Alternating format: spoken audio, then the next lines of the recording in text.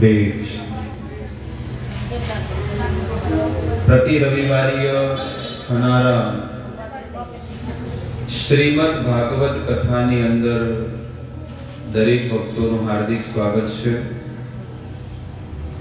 આંતરરાષ્ટ્રીય શ્રી કૃષ્ણ ભાવનામૃત સંઘ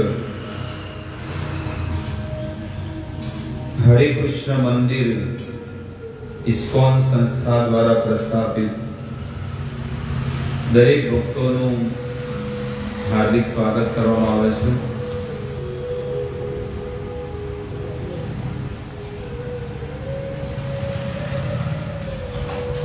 ભગવાન શ્રી કૃષ્ણ અને ભગવાન રામ એ પ્રભુ છે, ઈશ્વર છે, અને એમની પણ લોકો પરીક્ષા લેતા હોય છે. સંસારના જીવો પરીક્ષા લે તો એક સાઈડની વાત છે, પણ દેવતાઓ પણ છે ને ક્યારેક ક્યારેક વિસ્મિત થઈ જતા હોય છે.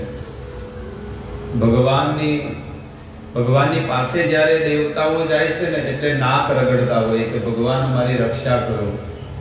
રાવણ, કુંભકર્ણ, કંસ, શિશુપાલ, હિરણ્યકશિપુ, હિરણાક્ષ, આવા મોટા મોટા જે રાક્ષસો છે અમને બહુ દુખી કરે છે, તો અમારી રક્ષા કરો. પણ એ ભગવાન પાસે જાય એટલે ભગવાન કહે છે કે તમે ચિંતા ન કરો, હું એ લોકોનો ભાર બધો હું ઉતારી દઈશ. તમે તમારા ધામમાં સુખીથી તમે રહો. પણ આ ભગવાન જ્યારે આવીને અસુરોનો સંહાર કરે છે ત્યારે દેવતાઓને પણ વિશ્વાસ આવતો નથી, અને એ દેવતાઓ છે ને ભગવાનની પરીક્ષા લે છે. જાહેર વાત છે કે બ્રહ્માજીએ ભગવાનની પરીક્ષા લીધી. ગોવાળિયાઓને ચોરી કરીને લઈ ગયા, વાછરડાઓને ચોરી કરીને લઈ ગયા. એ ભગવાનો છે તો હમણાં ખબર પડી જશે, પણ ભગવાને એમના શરીરમાંથી બધા વાછરડા, ગાયો, એમના જે બધા ટિફિન હતા ને એ ટિફિનના ડબ્બા, હું તો ઘણી વખત કહું એમ એ ડબ્બામાં જે ગોબો પડ્યો એવો ને એવો પ્રગટ ભગવાને કર્યો.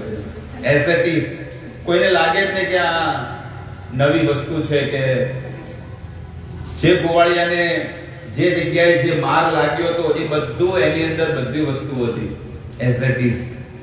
અને 1 વર્ષ સુધી વ્રજની અંદર ભગવાને આવી રીતે લીલા કરી. જેટલી ગાયો, ગોવાળિયા જે પણ હતા એ બધા ભગવાન કૃષ્ણ જ હતા, એમના શરીરમાંથી પ્રગટ કર્યું.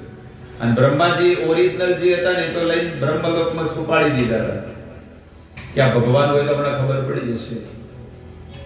પણ ભગવાને બ્રહ્માજી જ્યારે આયા અને બ્રહ્માજી જોવે તો વૃંદાવનમાં એવી જ ગાયો, એવા જ ગોવાળિયા અને એ જ બધી વસ્તુ. ત્યારે બ્રહ્માજીને બહુ દુઃખ થયું કે મેં મારા જીવનમાં એટલી મોટી ભૂલ કરી છે ને કે એનો મને હવે બહુ દુઃખ થઈ ગયું છે. આટલી મોટી ભૂલ મેં જીવનમાં ક્યારે નથી કરી. શું ભૂલ કરી છે? મેં ભગવાનની પરીક્ષા લેવાની કોશિશ કરી છે. ભગવાનની પરીક્ષા ઘણા લોકોએ લીધી છે, સતીજીએ પણ લીધી છે. સતીજી પણ છે ને ભગવાનની પરીક્ષા લેવા ગયા. શિવજી પ્રણામ કરે છે ભગવાનને કે હે પ્રભુ, હું આપને દંડવત પ્રણામ કરું છું. કે આવાને વળી પ્રણામ કરાય કે જે પોતાના બૈરાને પૂછે, શોધે છે, ઝાડવાઓને પૂછે છે, હે ખગ મૃગ, હે પશુ કર મૈની, તુમ દેખી સીતા મૃગ મૈની. તમે સીતાને જોઈ છે? ઝાડવાઓને પૂછે. અત્યારે કોઈની બૈરી ખોવાઈ જાય તો પોલીસ સ્ટેશનમાં જાય ને કે બધાને ફોન કરે કે ભાઈ મારી બૈરી જોઈ છે. પણ ભગવાન કોને પૂછે છે? ઝાડવાઓને પૂછે છે. વિચાર કરો. એટલે વિચાર કરો, આજનો માણસ જ એમ જ કે ઝાડવાને વળી પૂછાય. પણ તમે ક્યાં જાણો છો કે ભગવાન છે અને પ્રભુ ગમે તે કરી શકે.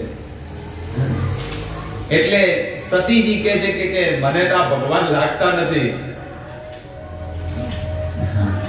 ઝાડવાઓને પૂછે એટલે આવું તો.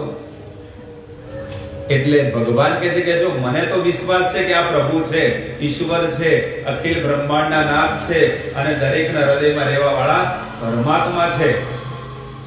હું તો જાણું છું. તમને જો વિશ્વાસ ન આવતો હોય તો તમે પરીક્ષા લઈ શકો છો.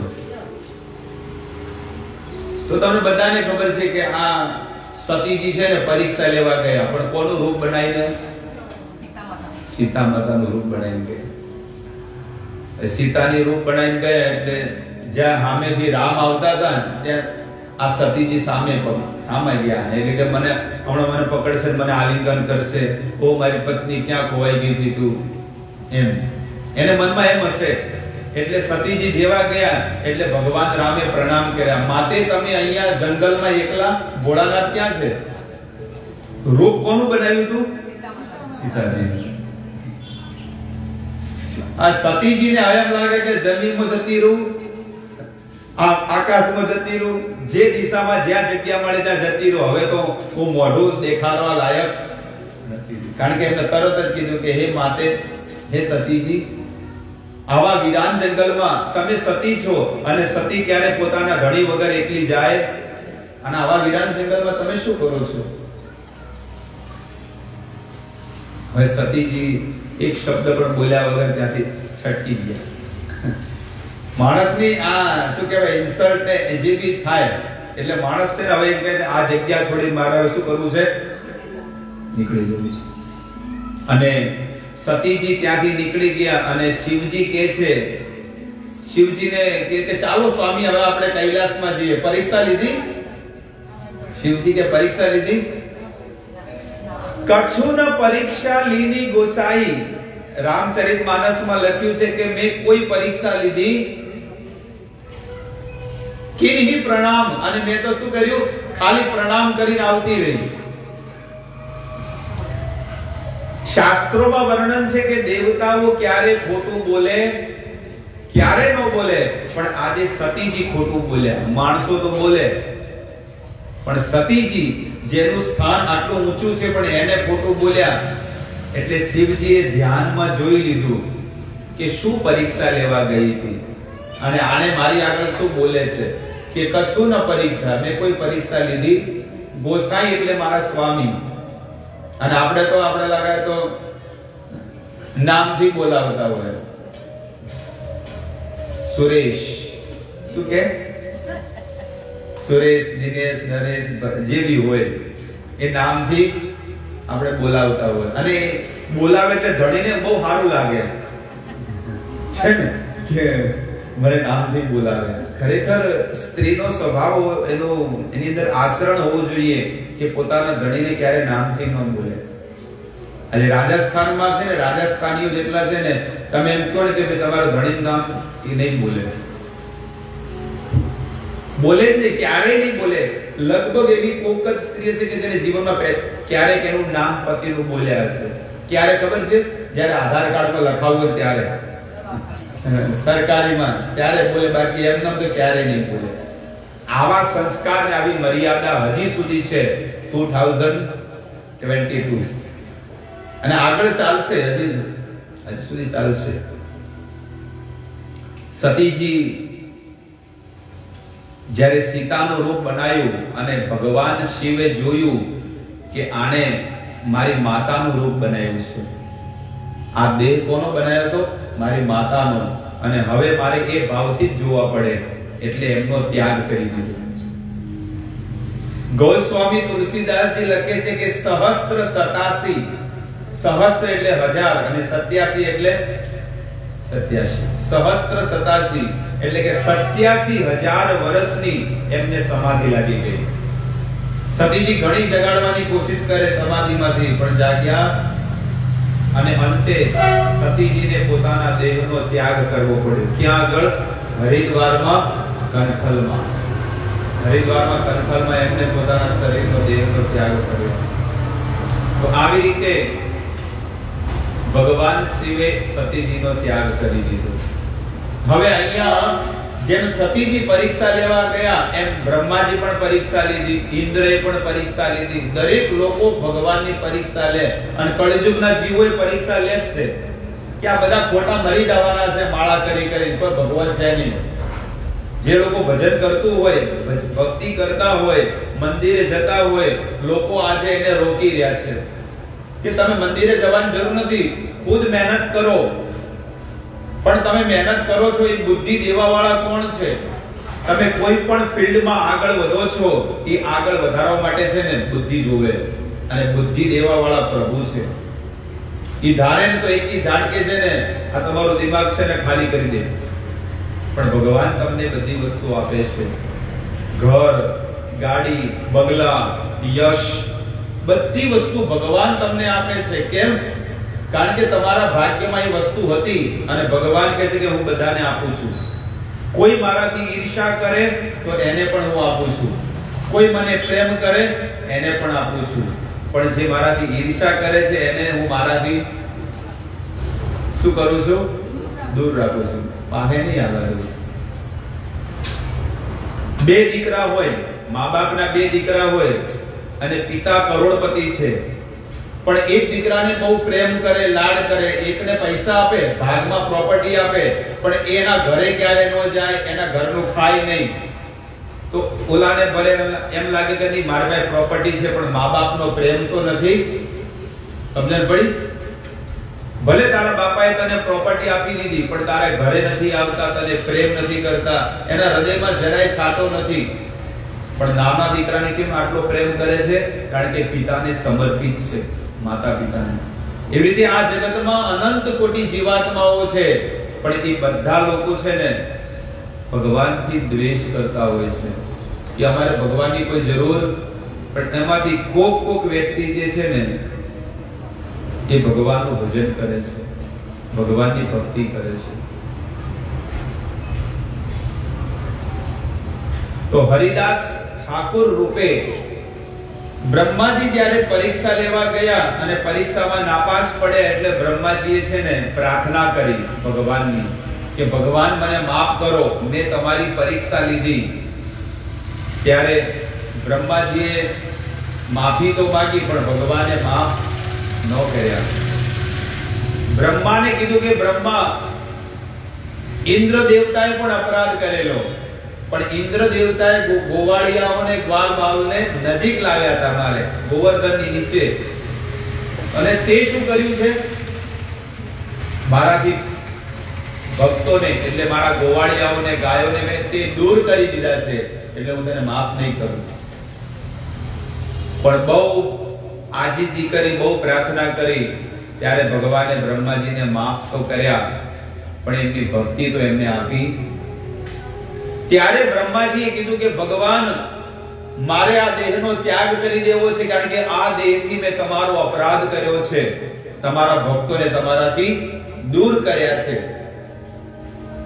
તમે મને એવો જન્મ આપો બીજો, અને યવન પરિવારમાં.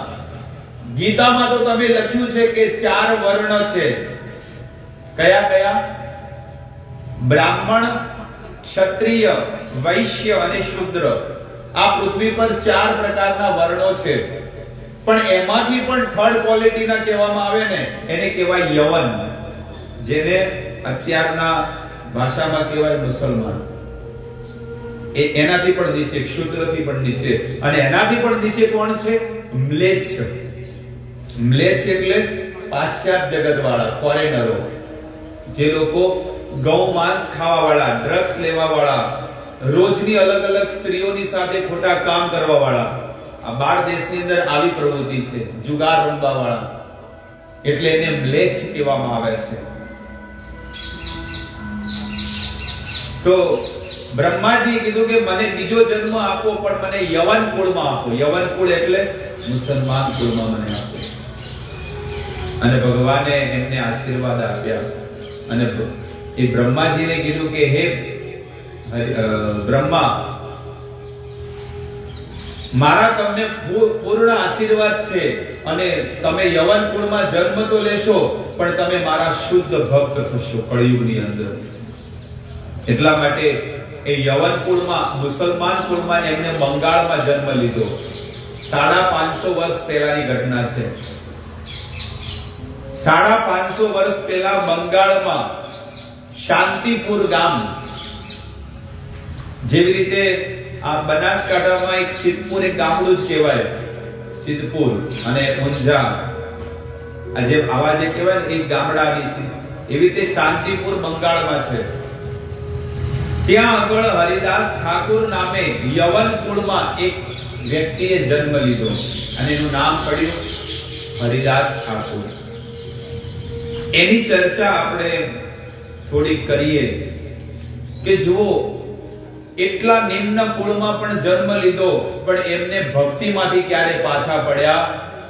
જેમ જેમ ભક્તિ આગળ, જેમ જેમ જીવન આગળ વધે એમ મનુષ્ય પોતાની ભક્તિને આગળ વધારવી જોઈએ. ભક્તિ કરવાથી છે ને તમારા શરીરનો તેજ વધશે, ભક્તિ કરવાથી તમારા વાણીનો પ્રભાવ વધશે, અને ભક્તિ કરવાથી તમારા જેટલા પિતૃઓ છે ને એ બધા તરી જશે. આવી શાસ્ત્રોમાં વર્ણન કરેલું છે. તુમીએ કર્યા છે એ ઉચ્ચ સંકીર્તન, સાવર જંગમર સેઈ હયત શ્રવણ. તમે ઉચ્ચ રીતે હરે કૃષ્ણ સંકીર્તન કર્યું છે અને તેનું શ્રવણ કરવાથી દરેક સ્થાવર કે જંગમ વ્યક્તિને લાભ થયો છે. હરિદાસ ઠાકોરને કહે છે. કોણ? ચૈતન્ય મહાપ્રભુ. અને ચૈતન્ય મહાપ્રભુ કોણ છે? રાધા કૃષ્ણ નાહી અન્ય. એ રાધા ને કૃષ્ણ મિલિત સ્વરૂપ કળયુગની અંદર બધાને ભક્તિ પ્રદાન કરવા વાળા ચૈતન્ય મહાપ્રભુ જે બંગાળમાં પ્રગટ થયા, અને એમણે જ હરે કૃષ્ણ મહામંત્ર આપેલો છે.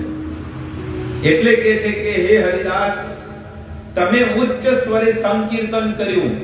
આપણે હમણાં જે ભગવાનનું નામ લીધું એ કેટલું પવિત્ર નામ, કે એ જ્યાં જે જગ્યાએની ધ્વનિ ગઈ છે ને એ જગ્યાએ બધા જીવો પવિત્ર બની ગયા. એટલે કે છે કે ઉચ્ચ સ્વરે સંકીર્તન થવું જોઈએ. આપણે નહીં કહેતા ભજન રાખતા હોય અને એની અંદર જ્યારે પ્રભુના નામનું ઉચ્ચારણ થતા હોય, નામાવલી, વિષ્ણુ સહસ્ત્ર નામ, નારાયણ કવચ, અલગ અલગ પ્રકારની સ્તુતિ અને સંકીર્તન થતું હોય ને, તો એ ઘરના સદસ્યો નહીં, પણ આજુબાજુના સદસ્યો નહીં, પણ જીવ જંતુ પણ પવિત્ર બની જાય છે. જીવ જંતુ પણ પવિત્ર બની જાય છે. એટલે ભગવાને રામબાણ ઈલાજ આપ્યો છે કળિયુગના જીવો માટે, કે તમે તો ભગવાનનું નામ લેશો, પણ તમારી વાણીથી જ્યારે તમે સંકીર્તન કરો, ભગવાનનું નામ જ્યારે લો છો ને, એ ભગવાનના નામના પ્રભાવે આ ઝાડ યોનિમાં જે લોકો છે, પશુ યોનિમાં છે ને, એનો ઉદ્ધાર થઈ જાય છે, એને પણ મોક્ષ મળી જાય છે. કારણ કે એ ભગવાનનું નામ લઈ શકતા નથી. એટલે ભગવાનનું ભજન કરવું બહુ જરૂરી છે.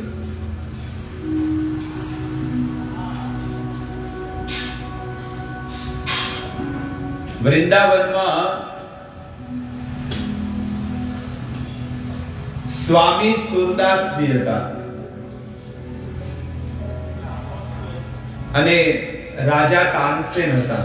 એની કથા આવે છે. દિલ્હીના રાજા હતા અને રાજાએ છે ને આ જ્યારે સ્વામી હરિદાસ એનું નામ હતું, એમનું જ્યારે ભજન સાંભળ્યું ને, ભજન, પ્રભુના ભજન, એટલે એમને કીધું કે એમને બોલાવો ને કે મારા મહેલમાં આવીને ગાય. એટલે એમના જે સેવકોએ કીધું કે ભાઈ, રાજાને કીધું કે તમે તમારા ભલે દિલ્હીના નવાબ હોય, પણ આ જે સ્વામી હરિદાસ છે ને, એ નવાબોના નવાબ દ્વારિકાધીશ માટે ગાય છે, ભગવાન માટે ગાય છે. સંસારના જીવોને ખુશ કરવા માટે નથી ગાતા. એ કોની માટે ગાય છે? ભગવાન માટે ગાય છે. આજે એમની સમાધિ છે અને એ આજે લાખો, કરોડો, અરબો લોકો છે ને સ્વામી હરિદાસની સમાધિમાં માથું ટેકે છે, કે જેણે આખું જીવન ભગવાનના ગુણ ગાયા છે. નિધિવનમાં જાઓ ને, વૃંદાવનમાં, એ નિધિવનમાં આજે એમની સમાધિ છે, સ્વામી હરિદાસ. અને આ પણ હરિદાસ ઠાકુર થયા. એ સ્વામી હરિદાસ 1000 વર્ષ પહેલા થયા. અને આ હરિદાસ ઠાકુર જે છે ને, એ મુસલમાન કુળમાં એમને જન્મ લીધો. એટલે ચૈતન્ય મહાપ્રભુ કે છે, પૂછે છે, ચૈતન્ય મહાપ્રભુ પૂછે છે કે હરિદાસ, ભગવાનનું નામ લેવાથી સંસારના માણસો તો મુક્ત થઈ જશે, પણ આ બિચારા ઝાડવાઓ, જીવજંતુઓ, પશુઓ, પક્ષીઓ, એનું કલ્યાણ કેવી રીતે થશે? ત્યારે હરિદાસ ઠાકુર કહે છે કે હે પ્રભુ, તમારા જે ભક્તો છે એ ગામડે ગામડે જઈને સંકીર્તન કરશે. સંકીર્તનનો અર્થ છે કે બધા ભેગા મળીને કીર્તન કરશે અને એમને વાણીથી જ્યારે ભગવાનનું નામ આવશે અને જે જાણવાઓ એનું નામ સાંભળશે ને ભગવાનનું નામ, એ જ ઘડી એનો મોક્ષ થઈ જશે. તમે ઉદ્ધાર થઈ જશે. એટલા માટે ઉચ્ચ સ્વરે સંપૂર્ણ પૃથ્વી પર બધી જગ્યાએ અલગ અલગ સોસાયટીમાં ગામડે ગામડે સંકીર્તન થવું જોઈએ. અને આવી રીતે તમે જીવોનું કલ્યાણ કરી શકો છો. તમારી ઉપર જવાબદારી છે, તમારી ફરજ બને છે અને તમારું કર્તવ્ય બને છે કે સૌથી પહેલા તમારે ભક્તિનો માર્ગ સ્વીકાર કરવો પડે. શું કરવું પડે? ભક્તિનો માર્ગ સ્વીકાર કરવો પડે. અને તમારી ફરજ બને છે કે તમારે તમારા કુળ, તમારા પરિવાર અને તમારા વડવાઓનું પણ કલ્યાણ તમારે કરવું પડે. તમને જો ખબર હોય કે ભક્તિ કરવાથી જીવને મોક્ષ મળે અને આપણા કુળની અંદર એક પણ જો ભગવાનનો ભક્ત થઈ જાય ને, તો શાસ્ત્ર કહે છે કે એની એક નહીં પણ એની 71 પેઢી કરી જતી હોય છે. એટલે કહે છે કે સંસારના કામ કરતા રહેવું જોઈએ અને પ્રભુને ભજતા રહેવા જોઈએ. ભગવાને આપણને સુંદર વાણી આપી છે, ભગવાને આપણને ધન આપ્યું છે અને ભગવાને આપણને યુવાની આપી છે. તો એ કોનામાં લગાડવું જોઈએ? પ્રભુમાં, ભગવાનમાં લગાડવું જોઈએ.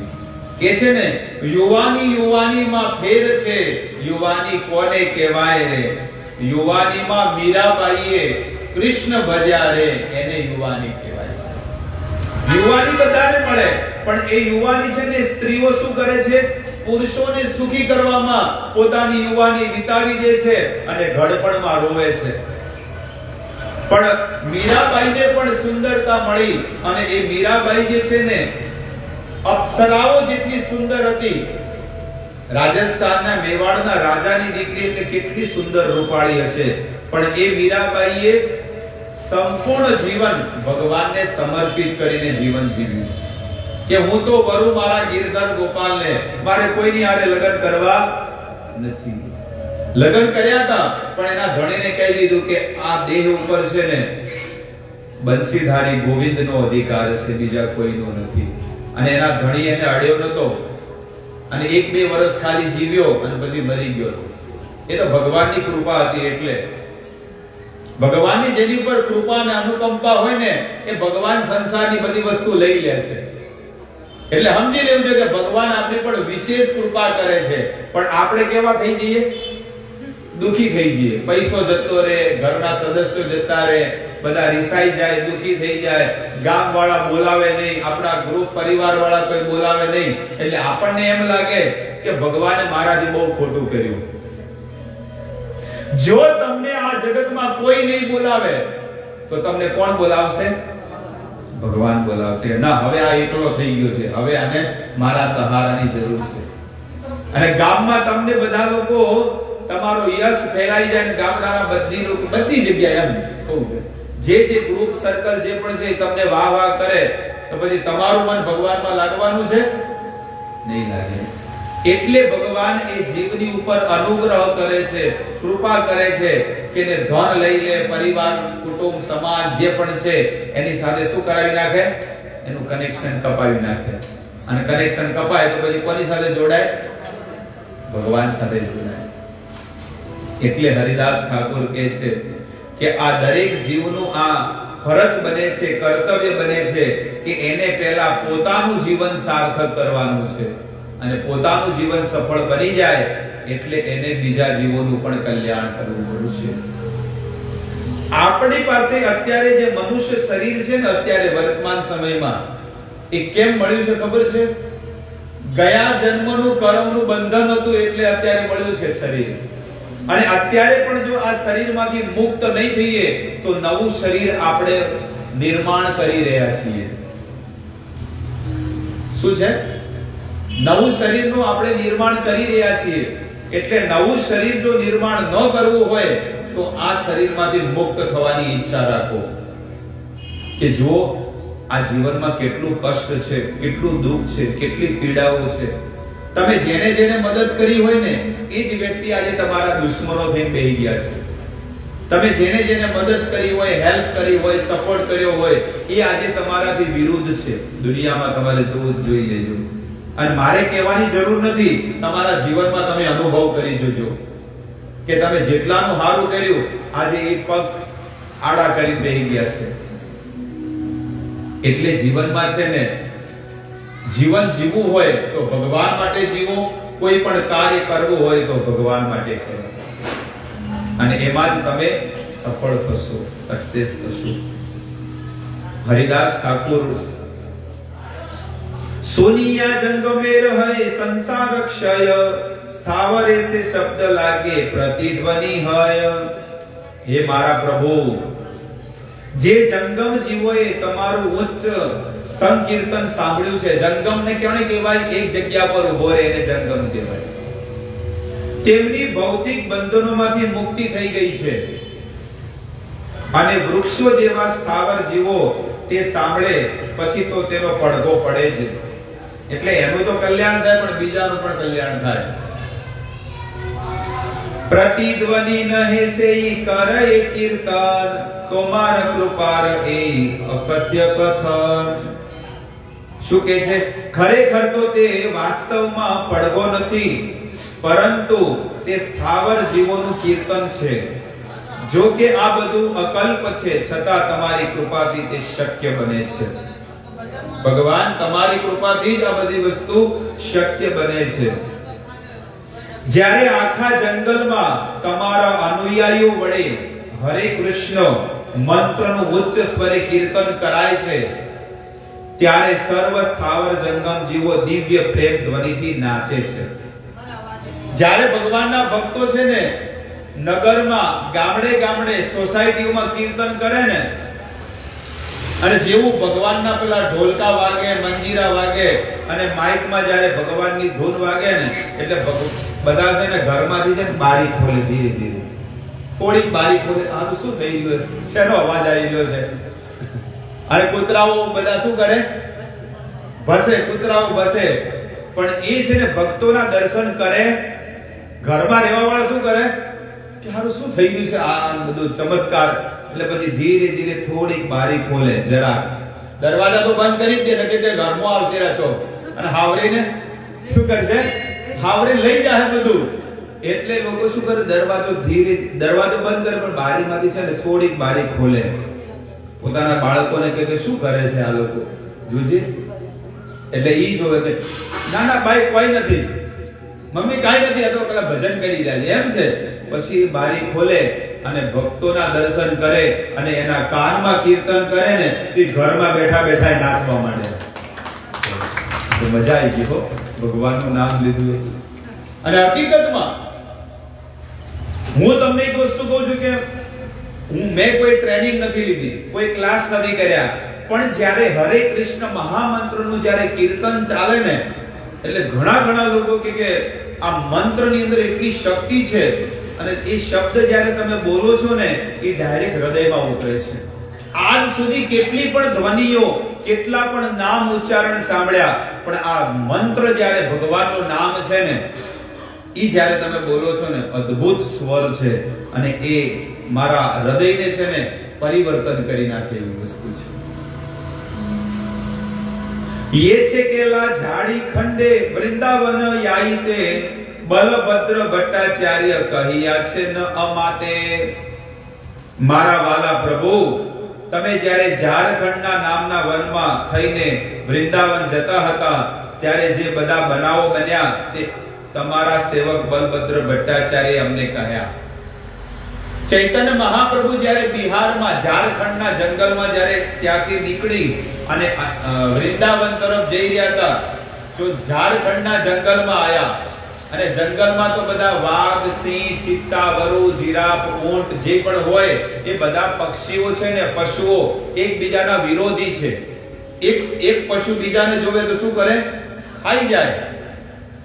પણ એ બધા પશુઓ જ્યારે ચૈતન્ય મહાપ્રભુ જ્યારે ઉચ્ચ સ્વરે કીર્તન કરવા માંડ્યા ને, તો બધા હાથ ઊંચા કરીને, બે પગ નીચે પણ હાથ ઊંચા કરીને, જીરાફ ને બધા જે દીપડો ને જે પણ છે ને પશુઓ જંગલના, એ બધા લોકો ઉચ્ચ સ્વરે હાથ ઊંચા કરીને નાચે છે. અને એ જ ઘડીએ પેલો વાઘ છે ને બેઠો બેઠો જોતો હતો. મહાપ્રભુ જોથી લાફો મારે કે તું એ નાચ, એટલે વાઘ પણ પછી છે ને ભગવાનનું કીર્તન કરવા માંડ્યો. આટલી શક્તિ ભગવાનના નામમાં છે. જે એકબીજાના વિરોધી છે, એકબીજાના વિરોધી છે, પણ આજે એ ઝારખંડના જંગલમાં બધા ભેગા મળીને કીર્તન કરે છે. એવી રીતે તમે જુઓ કે અત્યારના સમયમાં તમે જુઓ, હું તમને કહું કે એક દેશ બીજા દેશનો વિરોધી છે કે નથી? એક દેશ, અરે એક રાજ્ય બીજા રાજ્યનો વિરોધી છે. ગુજરાત મહારાષ્ટ્રનો વિરોધી છે અને મહારાષ્ટ્ર કર્ણાટકનો વિરોધી છે, સાઉથ ઇન્ડિયાનો. બધા તમે જુઓ કે બધા એકબીજાના વિરોધી બની ગયા છે. એક દેશ, એક ભાઈ ભાઈની અંદર વિરોધ છે કે નથી? એક ભાઈ પોતાના ભાઈનું ખરાબ કરે છે. અત્યારના સમયની આ દશા થઈ ગઈ. પણ સ્વામી પ્રભુપાદજીએ, જે ઇસ્કોનના ફાઉન્ડર આચાર્ય થયા, એમને તો એવો ચમત્કાર કર્યો કે આખા વર્લ્ડના લોકોને એક જ છત્ર છાયામાં બધાને નચાડી દીધા. બોલો કેટલો મોટો ચમત્કાર કર્યો છે. યુરોપિયન, જેપનીઝ, અમેરિકન, કોઈ પણ હોય, પાકિસ્તાનના લોકો આજે ભજન કરે છે. એ ભલે મિયા હોય, ટોપી હોય, દાઢી હોય, બધું હોય, પણ હરે કૃષ્ણ મંદિર પાકિસ્તાનમાં જે છે ને, ત્યાં એ લોકો કીર્તન કરે છે, ભજન કરે છે. કેટલો મોટો ચમત્કાર. એટલે સ્વામી પ્રભુપાદજી કહે છે કે આજે એક દેશ બીજા દેશનો કેમ વિરોધી છે? કારણ કે પિતા બધાના અલગ થઈ ગયા. એક પિતા હોય ને તો બધા દીકરાઓ એક છત્ર છાયામાં રહીને ભજન કરી શકે છે.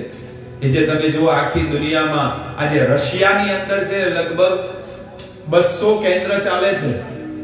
ખાલી રશિયાની અંદર 200 કેન્દ્ર ચાલે છે. જેમ આપણે અહીંયા પાલનપુરમાં સેમોદરામાં જેમ ચાલે છે ને, એવા કેન્દ્રો ખાલી ઓનલી રશિયામાં 200 કેન્દ્ર ચાલે છે. હવે રશિયાના લોકો છે ને જીસસ ક્રાઇસ્ટને ભજવા વાળા, જે જીસસ ક્રાઇસ્ટ એટલે ક્રિશ્ચન, પણ આજે એ લોકોએ બધી એની સંસ્કૃતિને નષ્ટ કરી દીધી અને એ લોકો સનાતન સંસ્કૃતિ તરફ વળી ગયા છે. ત્યાંની સરકાર, રશિયન સરકાર છે, ભગવદ ગીતા છે ને એને એન્ટ્રી નહોતી કે અહીંયા કોઈ ભગવદ ગીતા આવી જોઈએ, કોઈ પણ સનાતન ગ્રંથ અમારે કોઈ જરૂરત નથી, અમારે તો ભગવાન છે. પણ આ લોકો છે ને ભગવાનના જે ભક્તો વૈષ્ણવો, એ લોકો શું કરતા? આપણે અહીંયા આપણે ઊંધું છે, ત્યાં કેવું છે ખબર છે? અહીંયા આગળ છે ને ગુજરાતમાં દારૂ લાવવો હોય ને તો ભગવદ ગીતા ઉપર રાખવી પડે, નીચે બોટલો રાખવી પડે. તો અહીં આવે કે ના ના ભાઈ ચલો ભાઈ ગ્રંથો છે એટલે આવા જવા દે એને. પણ ત્યાં આગળ કેવું છે? ત્યાં આગળ નીચે ભગવદ ગીતા મૂકતા, ઉપર દારૂની બોટલ પછી સપ્લાય કરતા એના દેશમાં.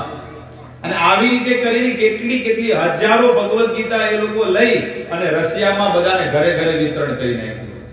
અને રશિયાની સરકારને તો ખબર નથી. અને આવી રીતે એ લોકોએ ધર્મની સ્થાપના કરી. એ ભોરિયા લોકો છે ને લગભગ 5 જણા શહીદ થઈ ગયા હતા, જેલમાં મરી ગયા હતા. તમને એટલા માટે આ બધી વસ્તુ કહું છું કે આપણે કેટલા બધા પાછળ છીએ અને આપણે કેટલા બધા અજ્ઞાની છે કે એ લોકોએ એકવાર સ્વીકાર કર્યો ભક્તિને તો એને શહીદ થઈ ગયા. જેલમાં એ લોકોને નાખ્યા અને જેલમાં નાખી દીધા. ત્યારે જેલમાં પણ છે ને ઊંચા સ્વરે કીર્તન કરે છે, માળા કરે. તો એમની જે માળા હતી ને લઈ લીધી. આ માળા કઢાઈ નાખી, ગળામાં પહેરી માળા હે ને એ તુલસીની માળા કઢાઈ નાખી, જપ કરવાની માળા લઈ લીધી. હવે આ લોકો શું કરે? એટલે ઓઢવા માટે ધાબળો આપ્યો તો આવો ઓઢવા માટે ધાબળો, ઊનનો આવે ને ધાબળો, એ ઊનના દોયડા કાઢ્યા. દોયડા કાઢી અને પછી ખાવામાં પાવ અને પાણી આપે અને અમુક થોડું બીજું જમવાનું આપે. તો એમણે શું કર્યું ખબર છે? એક વાટકામાં છે ને બધો પાવ અંદર નાખી, આ વડાપાવ વાળા પાવ, પેલા બ્રેડ વાળા, કટલેસ વાળા, એ નાખી અને ભૂકો કરીને અંદર પાણી રેડી અને એની ગોળી બનાવી. પેલો દોયડો છે